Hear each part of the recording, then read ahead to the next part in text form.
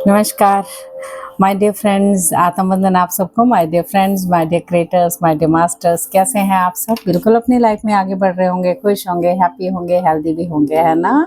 ऐसे ही रहना है, अपने वाइब्रेशंस को बढ़ाते हुए रहना है। और वाइब्रेशंस को बढ़ाने का मतलब है कि ध्यान से ज़रूर जुड़े। ध्यान करना बेहद ज़रूरी है सबके लिए। ओके, हम सबको जुड़ना है अपनी आत्मा के साथ, अपने ज्ञान में। ज्ञान से क्या मिलती है? मुक्ति। ध्यान से क्या मिलती है? ज्ञान। ज्ञान से मिलती है मुक्ति। तो उस मुक्ति को हमें पाना है। पाने के लिए हमें क्या करना होगा? अपने आप से जुड़ना है। राइट? Yes masters. तो कल की बात जो मैं कर रही थी आप सबके साथ, वो बात ये थी कि हम सब ये समझने के लिए, मनुष्य जो है जगत में हर प्रकार के अनुभव अर्जित करता है ना? तुम्हें बोल रहे हैं कि तुम्हें इन बातों को स्वीकार करना होगा। पीटर से जो बात हो रही है, उन व्यक्ति की जो आए हुए हैं, जो बात कर रहे हैं, उनके गुरु मान लीजिए, कुछ जो ज्ञान दे रहे हैं इन चीज़ों के लिए, वो बात उनसे कर रहे हैं। तो वो बोल रहे हैं कि आपको स्वीकार करना होगा। सर्वप्रथम ये है कि मनुष्य एक आत्मा है। अविकसित मनुष्य से जंगली मनुष्य और फिर परिपूर्ण मनुष्य बनने के लिए विकास क्रम में उसे चेतना और शरीर के 3 वाहन का प्रयोग करना होता है। वो कौन से वाहन है? एक तो मानसिक शरीर, सूक्ष्म शरीर और भावनात्मक शरीर, भौतिक शरीर, जिसे हम भौतिक शरीर कह सकते हैं, यानी भौतिक शरीर। ऑल्सो भौतिक शरीर क्या है? हमारी ये फिजिकल बॉडी जो हमें दिखती है, बाकी हमें दिखते नहीं है। ये हमें दिखता है गाइस, ये हमें दिखता है और ये हमें आंखों से दिखता है। वो हमें दिव्य चक्षु से दिखते हैं। ओके, अब आप बोलते हैं कि शिव भोलेनाथ के पास ये चक्षु है, हमारे पास नहीं है, है ना? कई लोगों का ये तथ्य है, लेकिन मैं उनको बता दूं, शिव भोलेनाथ ने ही हमें ये दिया हुआ है। तो हम सबको दिव्य चक्षु हम सबके पास है। तो कहते हैं ये 3 जो शरीर हैं, 3 प्रकार के जो शरीर हैं, इस्तेमाल हम चेतना के विभिन्न स्तरों पर पहुंचकर करते हैं, जिन्हें हम मानसिक, सूक्ष्म और भौतिक जगत कहते हैं। ये तीसरा ये सो सॉरी कि मानसिक जगत का ऊपरी भाग, जिसके चारों ओर ये तीनों शरीर लिपटे रहते हैं, ये वह आत्मा का घर है और इसे कारण जगत कहा जाता है। जब आत्मा कारण जगत से निकलकर जन्म की ओर प्रस्थान करती है, वो तीनों शरीरों को की एक एक करके जरूरत पड़ती है आत्मा को निकलने के लिए। तुम कहते हो उसे इस रूप में समझने की कोशिश करो। आत्मा एक निर्वस्त्र व्यक्ति के समान है, जो अपने शरीर को 3 अलग अलग प्रकार के वस्त्रों से ढकने की तैयारी में है। सबसे पहले वह सबसे झीना वस्त्र लपेटती। झीना मतलब झीने जैसा, जाल जैसा एक झीना वस्त्र, जो मानसिक स्तर है। ये उसी तत्व से बना है जिससे मानसिक जगत बना है। ऐसा समझो कि वह उसका अधोह वस्त्र है, हाफ। और मानसिक शरीर किस किस्म से का उसे मिलेगा, ये बात उस बात पर निर्भर करता है पिछले जन्म में उसका मानसिक विकास कहाँ तक हो चुका है।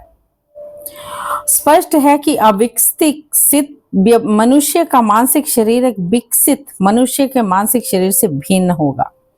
जितना हम लाए हैं पिछले जन्म से, हमारी मानसिकता में क्या क्या भर के लाए हैं, उसी हिसाब से हमें वो चीज मिलती है माय डियर फ्रेंड्स। ठीक है, कितना विकसित है हमारा दिमाग, मानसिकता हमारे में कितनी है, कितना हम आगे बढ़ चुके हैं, कितना हम पीछे हैं, उसी हिसाब से वो मिलता है। तो मानसिक शरीर एक विकसित मनुष्य के मानसिक शरीर से भिन्न होगा। एक परिपक्व या वृद्धात्मा वह होगी जिसने कई जन्म जी लिए हैं और बहुत से अनुभव संचित कर लिए हैं। इसके उपरांत आत्मा अपने ऊपर दूसरा वस्त्र लपेटती है। पहला हो गया झिंझा जैसा, जो मैंने बोला है, झीले जैसा, झीना जैसा। तो दूसरा वस्त्र लपेटती है, वो उससे थोड़ा सा मोटा होता है, जो सूक्ष्म जगत की सामग्री से बनता है। सूक्ष्म जगत मैं आपको बाद में बताती हूँ।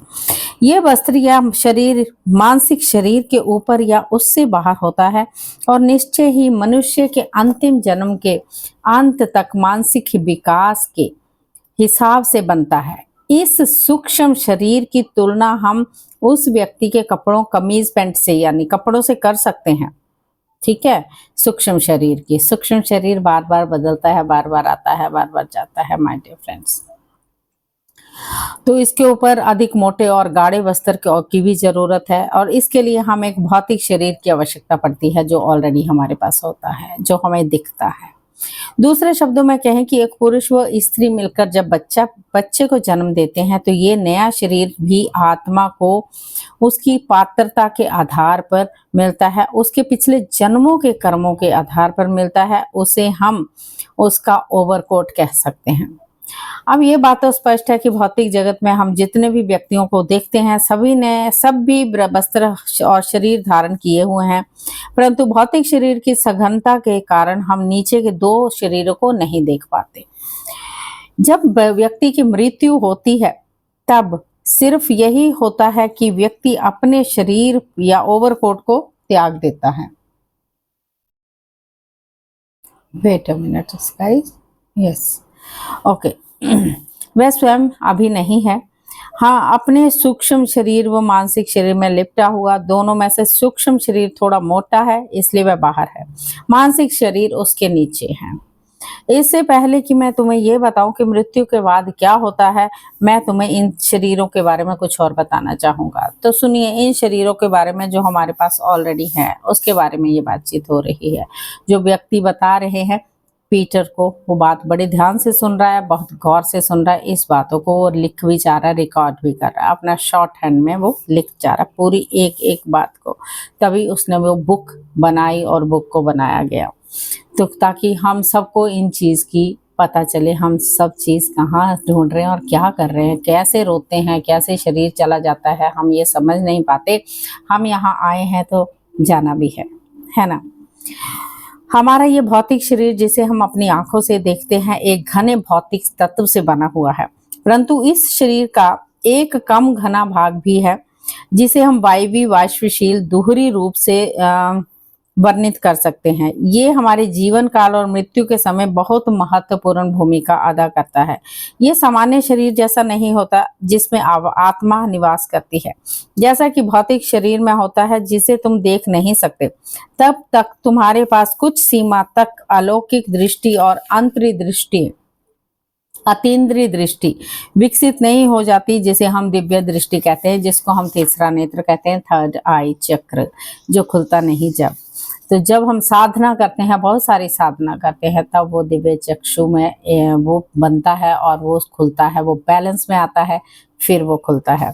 जिसे तत्व से ये शरीर बना है, हम स्नायु को भी घेरे रहता है, हमारे स्नायु को भी घेरे रहता है। विद्युत प्रभाव का ये नियम है कि वह तारों के साथ नहीं बल्कि विद्युत यानी बिजली के साथ नहीं बल्कि उसके चारों ओर लिपटे वायु तत्व के आवरण के साथ बहता है। जब बिजली होती है, बिजली में करंट क्यों नहीं लगता? कि उसके बाहरी तत्व जो है वो उसमें लिपटे हुए होते हैं, जिससे हम उसको तार को पकड़ सकते हैं, ताकि अगर उस आवरण को हटा दिया जाए तो हमें कोई संवेग और अनुभूति नहीं होती। सुन हो जाता है ना पूरा, इसलिए अनुभूति नहीं होती। हमारे शरीर के स्नायु तंत्र में भी ऐसा ही होता है। स्नायु तरंगे शारीरिक स्नायु से श्वेत रेशों में नहीं बल्कि जो वायवी तत्व उसके चारों ओर लिपटा है उसके साथ साथ प्रभावित होती हैं, ताकि अगर इस आवरण को शारीरिक स्नायु से हटा दिया जाए तो कोई अनुभूति न हो। ऐसा ही होता है जब भी कभी व्यक्ति कोई संवेदनाहारी दवा दी जाती है, वह केवल स्थानीय संवेदनाहारी दवा दी जाती है, तो वायवी तत्व जो संवेदना के इधर उधर लेकर जाता है उस विशिष्ट स्नायु से थोड़ा दूर हट जाता है, परंतु उसके रेशे वहीं रह जाते हैं जिन्हें देखा जा सकता है। किसी बड़े ऑपरेशन करने के लिए जब जनरल एनेस्थीसिया दिया जाता है तब रोगी को लंबे समय तक बेहोश करना बहुत जरूरी होता है, ताकि दवा द्वारा ये वायवी तत्व सघन शरीर से पूरी तरह हटा दिया जाता है। उस वक्त यदि यह बिल्कुल ही निकल जाए तो रोगी की मृत्यु भी हो सकती है। कभी कभी ऑपरेशन के समय रोगी की जान जाने का भी ये एक कारण हो सकता है। दवा ज्यादा दी नहीं और वायवी तत्व ज्यादा दूर हटा नहीं, फिर लौट कर नहीं आ सकता। और वह वायवी तत्व क्या है मैं आपको बताती हूँ। ये वायवी तत्व बहुत ही सूक्ष्म और बहुत ही लचकदार होता है। इसका एक काम और भी है, ये नींद के दौरान हमारे भौतिक शरीर व सूक्ष्म शरीरों के बीच संबंध को जोड़ता है। मैं अब आपको ये बताती हूँ, जब हम नींद में होते हैं माय डियर फ्रेंड्स, जब नींद में होते हैं तो हम इस जो शरीर से हम निकल के हम पता नहीं कहाँ कहाँ जाते हैं। वो कैसे जाते हैं? वो वायवी तत्व के द्वारा। वो क्या होता है, हमारी नाभि से जुड़ा हुआ एक सिल्वर कॉर्ड, एक धागा जैसा होता है। और जब हम कहते हैं ना, अरे वो तो घोड़े बेच के सो रहा है, उसको तो पता ही नहीं दीन दुनिया में, तब हम ऐसे लगता है कि शव की तरह पड़े हुए और हम शरीर में नहीं होते हैं। जब हम स्वप्न ले रहे होते हैं तो हम सूक्ष्म यात्रा कर रहे होते हैं। नाभि से उस सिल्वर कॉर्ड के जरिए हमारी वो सोल निकल के बाहर कई जगह पे घूम के आती है, जिसको हम स्वप्न के रूप में देखते हैं। कई बार तो हमें पता नहीं चलता कि हमने क्या देखा, भूल जाते हैं हम लोग। ऐसा भी होता है कई लोगों के साथ। कई लोगों ने बहुत कुछ देखते हैं, बहुत कुछ किया होता है। इसलिए बहुत सारी चीज़ें ऐसे हैं जो हमें सिल्वर कॉर्ड द्वारा हम कहीं भी एस्ट्रल ट्रैवल कर सकते हैं माय डियर फ्रेंड। ये सिल्वर कॉर्ड ही जब कटती है, जब हमारी मृत्यु होती है, तो हमारा वो शरीर में हमारी सोल प्रवेश नहीं कर सकती, हमारा सूक्ष्म शरीर अंदर नहीं आ सकता। जब सिल्वर कॉर्ड हमारी कट जाती है तब हमारी मृत्यु निश्चित है। ये है हमारा वायवी तत्व द्वारा एक संदेश भेज दिया जाता है, तुरंत वो लौटकर शरीर में भी वापस आ जाता है। भौतिक जगत में इस प्रकार वापस आना नींद से जागना। जब हम नींद से जाग जाते हैं तो हम भौतिक शरीर से वापस आ जाते हैं। फिर तुम यथावत अपने कर्म में लीन हो सकते हो। जब तुम सो जाते हो, कहते हैं आत्मा तुम्हारे शरीर से, जो मैंने अभी बताया, निकल कर बाहर जाती है। शरीर चेतना शून्य हो जाता है। उस समय तुम अपने सूक्ष्म शरीर में होते हो, सूक्ष्म जगत की यात्रा कर रहे होते हो। तब तुम जहाँ भी जा सकते हो, जहाँ भी घूमना है वहाँ घूम सकते हो। शरीर तो पलंग पे वैसे ही पड़ा रहता है और तुम्हारा भौतिक शरीर विश्राम चाहता है, वैसे ही जैसे इसे जीवन और स्वास्थ्य बनाए रखने के लिए भोजन पानी की भी आवश्यकता रहती है।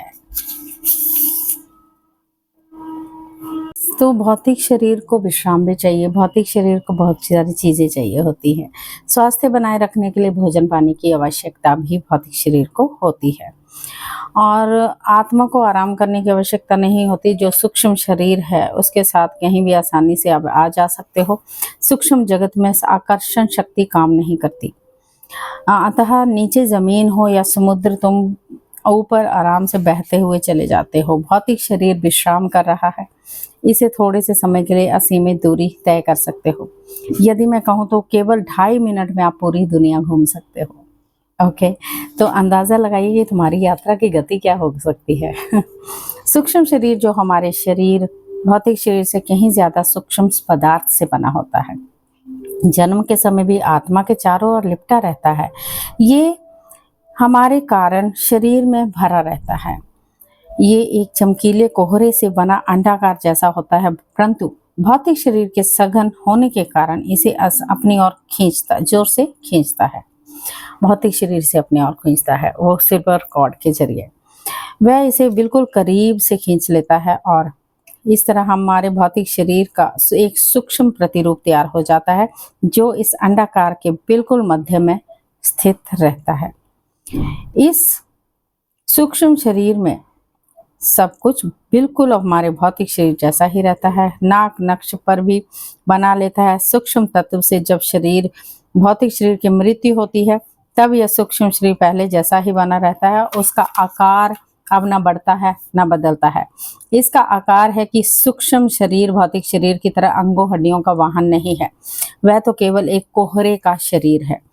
मनुष्य को अपने जीवन काल से सूक्ष्म जगत जैसी परिस्थितियों में रहने का अवसर मिलता है जब वो नींद में होता है, परंतु मनुष्य वास्तव में सभी लोग इसका लाभ नहीं उठा पाते। केवल वे मनुष्य जो विकास की गति में आगे हैं और सामान्य से अधिक विकसित हैं, वे ही इन परिस्थितियों का लाभ उठा पाते हैं।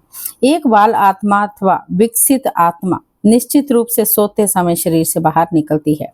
ये होना आवश्यक है, परंतु उसका इतना मानसिक विकास नहीं हो पाया है कि वह ऊपर के लोकों में जा सके। इसलिए वह सोते शरीर के ऊपर ही मंडराती रहती है, ताकि जैसे ही उसे वापस आने की पुकार सुनाई दे वो तुरंत आ सके। इस प्रकार ये बाल आत्मा सूक्ष्म जगत में नहीं पाई जा सकती, जैसा कि अक्सर प्रौढ़ आत्मा के साथ हुआ करता है। जब ऐसा व्यक्ति मरता है, हाँ, उसके पास भौतिक शरीर नहीं रह जाता, तो उसे लगता है कि वह किसी अद्भुत अनजान दुनिया में है।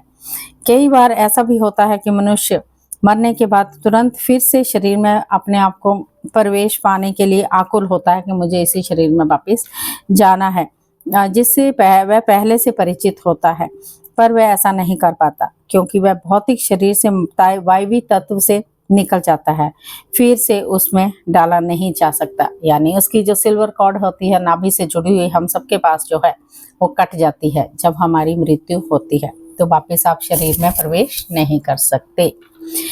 भौतिक शरीर का मरण कई तरीकों से हो सकता है। बीमारी से, जब शरीरों को सुचारू रूप से काम करना मुश्किल हो जाता है शरीर को, बुढ़ापे से, जब शरीर घिस जाता है, दुर्घटना से, जब हमारे मुख्य अवयव असाध्य रूप से क्षतिग्रस्त हो जाते हैं। इस प्रकार के मामलों में भौतिक शरीर का वायवी भाग उसमें से निकल जाता है, क्योंकि सघन शरीर को अब सारे काम करने ही नहीं है। ये छाया शरीर अब जी नहीं सकता। मृत्यु के समय जब दिल की धड़कन बंद हो जाती है, तो वायवी छाया रूप पूरी तरह घबरा जाता है और स्वयं को सूक्ष्म शरीर के चारों ओर लपेट देता है जिसमें मनुष्य खड़ा है।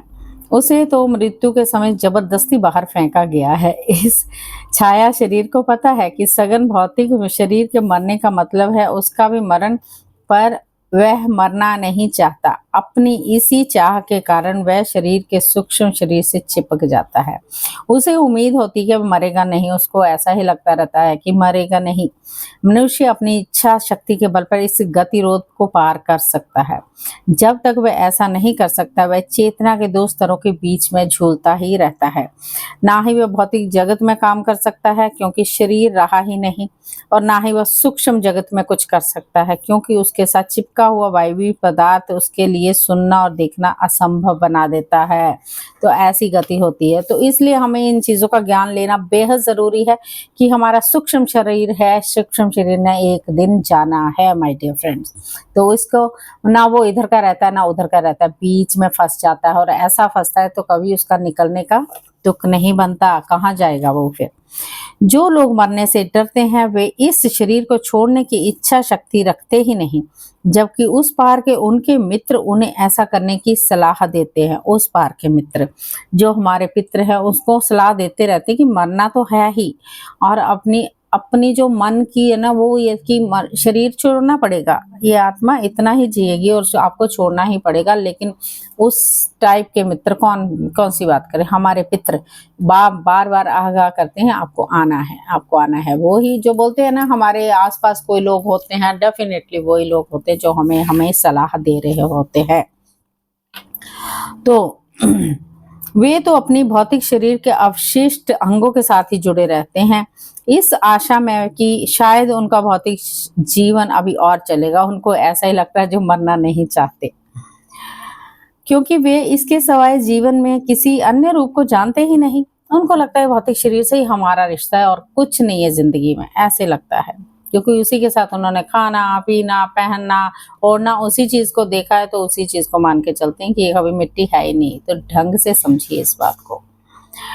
पर उनसे लड़ने का कोई लाभ नहीं होता, क्योंकि अभी या कभी तो उन्हें छोड़ना ही होगा, इच्छा शक्ति का इस्तेमाल करना ही होगा।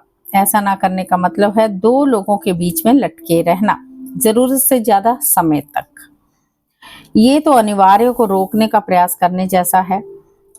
एक व्यक्ति जिसने अपने जीवन काल में मृत्यु संबंधी विभिन्न विषयों पर थोड़ा बहुत ज्ञान प्राप्त किया है, परंतु अपने को इस बंधन से छुड़ाकर सूक्ष्म जगत की ओर प्रस्थान करता है, वहां वह स्थायी रूप से सूक्ष्म जगत की परिस्थितियों के बीच रहना चाहेगा। मैं यहाँ स्थायी शब्द इसलिए बोल रहा हूँ क्योंकि एक भौतिक शरीर छूट जाने के बाद दूसरा शरीर तो उचित समय आने पर ही उसे मिलेगा। अभी तो कुछ समय के लिए उसे सूक्ष्म जगत में ही दिन रात बिताने होंगे। तुरंत वह अपनी इच्छा शक्ति का उपयोग करके इस छाया शरीर को छोड़ने का प्रयास करता है। तब वह वायवी तत्व गिर जाता है और विखंडित होने लगता है। वैसे ही जैसे भौतिक शरीर विघटित हो जाता है। भौतिक शरीर को खंडित होने में तो शायद महीनों सालों का समय लग जाता हो, परंतु उसके वायवी रूप को समाप्त होने पर जरा भी समय नहीं लगता, क्योंकि वह पहले भी बहुत सूक्ष्म और महीन है। जब तक भौतिक शरीर से जुड़ाव समाप्त हो गया है, तब आत्मा केवल अपने सूक्ष्म शरीर में रह जाती है और रहेगी। तब तक सूक्ष्म जगत में रहना है। यस मास्टर्स, ये अभी मैं इतना ही आज बताऊंगी आपको। आगे मैं आपको बताऊंगी ये सूक्ष्म जगत भावनाओं भ्रमों का जाल जगत है गाइस। कभी कभी ऐसा भी होता है। तो कहाँ कहाँ हम घूमते हैं, हम अपने शरीर को छोड़ना नहीं चाहते। और कैसे हमें एक आत्मा की यात्रा की बात बताई गई कि आत्मा की यात्रा क्या क्या करती है और कहाँ कहाँ जाती है, क्या है वो, क्यों हम छोड़ना नहीं चाहते, क्योंकि हम इसी चीज़ों में फंसे हुए हैं। अंधाधुंध एक भ्रम है, एक इल्यूजन है ना। तो चलिए जी, मैं फिर मिलती हूँ आपसे। Thank you so much. आत्म बंदन आप सबको मेरा प्रणाम। चैनल को कर लीजिए subscribe, like and share. Thank you so much. Yes masters, एक और बात मैं कहना चाहती हूँ, मुझे याद आ गई। कल पूर्णिमा के दिन रात को 9 to 10 मैं लाइव ध्यान करने वाली हूँ, तो आप सब जुड़िएगा जरूर। Thank you so much.